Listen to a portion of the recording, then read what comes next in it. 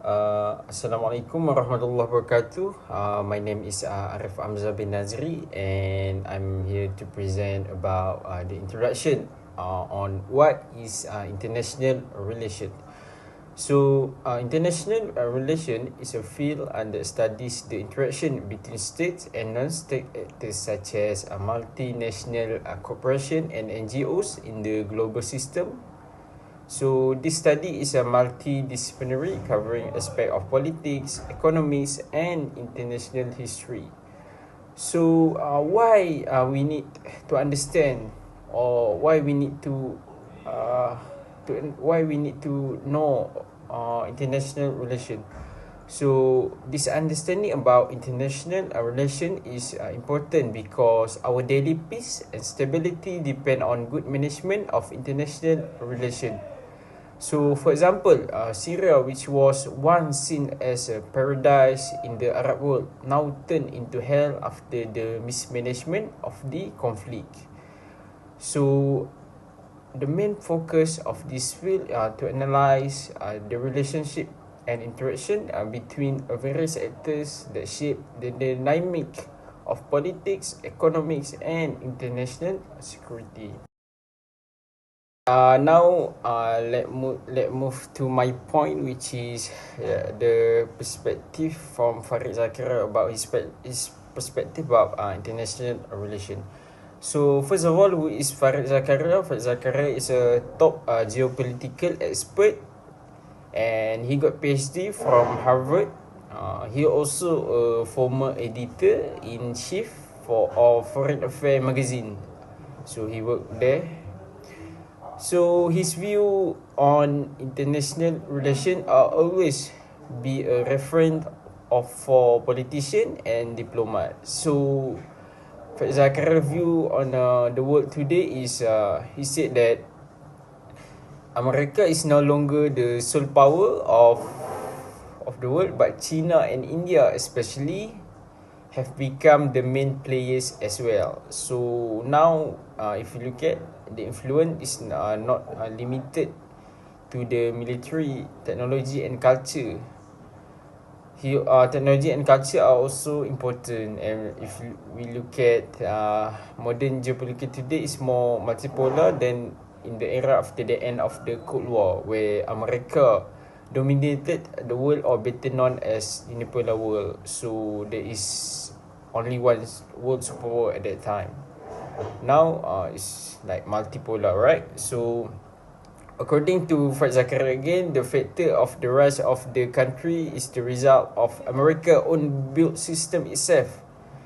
So the global system that America built, like World Trade Organization, IMF, is very successful. So a key country like China and other country take advantage of that system to become rich and powerful. So what we can say in the end is that it is America itself own system that makes its competitor more powerful. Hello everyone, so I'm Arina. So today I will briefly what is the definition of international relations from Kenneth Watts. The definition is interaction among states and various other actors in the international system of the various developed theories to understand global politics. So neoliberalism is certainly one of the most prominent. So he explains that neoliberalism focuses on the structure of the international system rather than human nature. Watts argues that the international system is anarchic, meaning there is no central authority, no control states. Therefore, every state must help itself, and the main goal of all states is survival. Walls explained that the system has three components, which the first one is anarchy as the ordering principle, number two is states are functionally similar, and number three is power is unevenly distributed. So according to Walls, the international system is a self-help system. So the main goal of every state is survival. So I will explain to you guys what is the concept of anarchy. As you guys can see here, anarchy does not mean chaos, but it means no higher authority to enforce rules or protect states. This creates uncertainty because states cannot fully trust each other. As a result, they prepare for conflict even when they do not want a war. So this situation creates the security dilemma where states build military power but for defense, but others see it as a threat, so leading to tension or arm race like the Cold War between the US and USSR. So, was also identified three types of system, which the first one is unipolar, which is a one major power. The second one is a bipolar, two powers and more stable.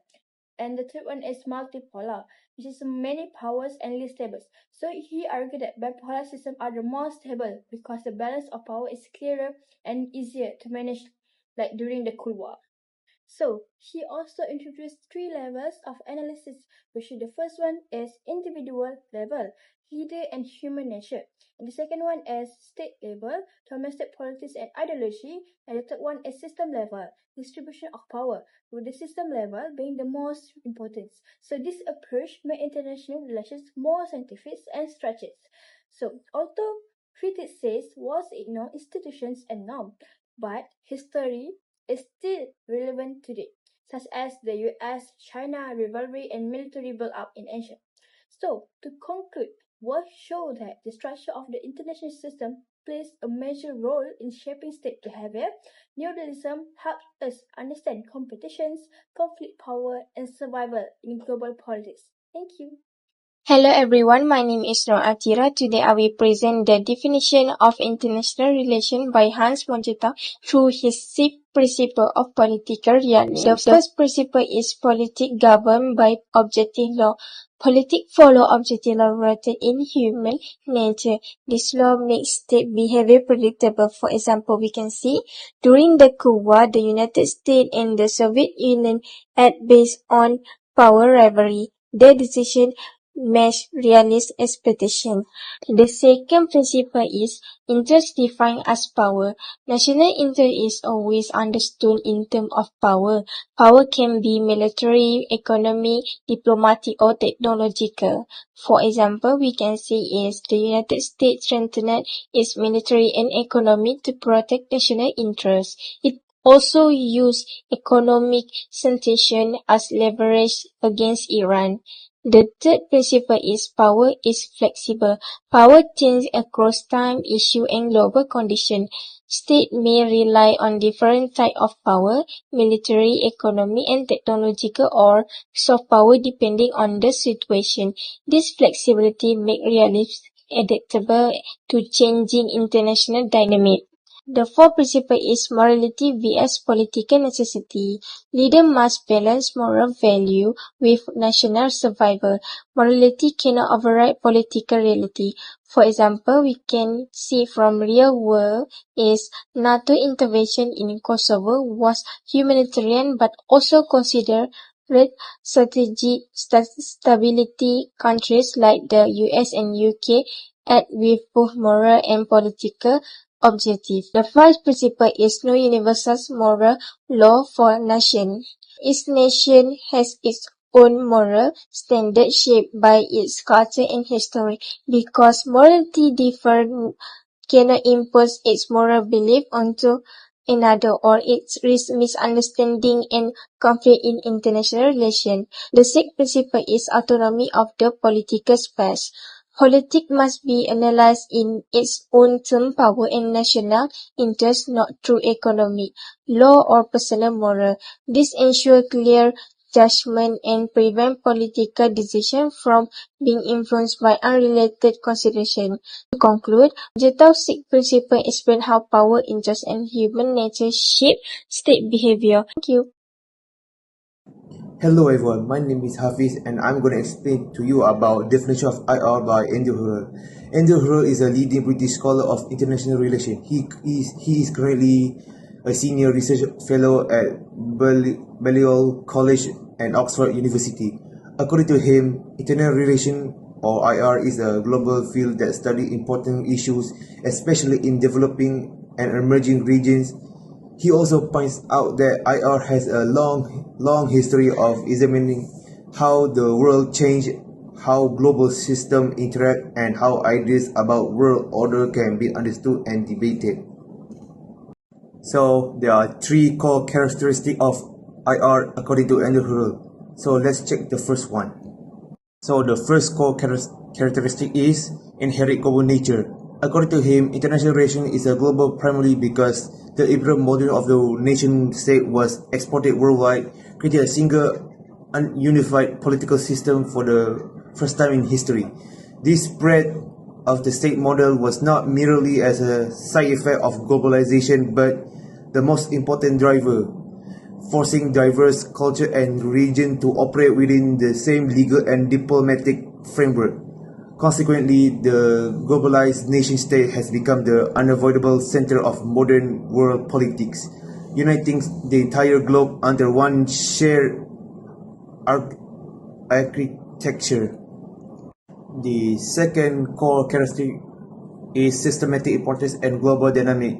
He argues that we must prioritize the big picture international relation because seemingly isolated local crises are often connected by underwhelming global power dynamics. However, focusing on the global doesn't mean ignoring the local. Instead, Hurrell describes the process of translation, where Western ideas like capitalism are not simply imposed but are adopted and changed when they meet local culture.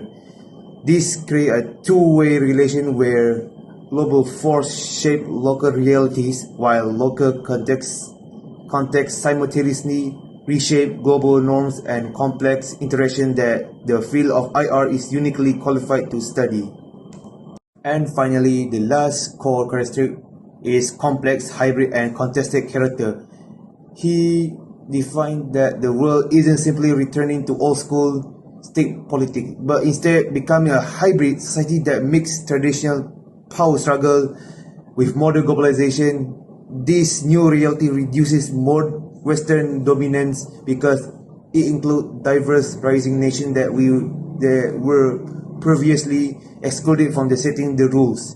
Since these new players now have significant influence and want to reshape the system that they didn't create, we are left with a complex, highly argued over international order where the Western.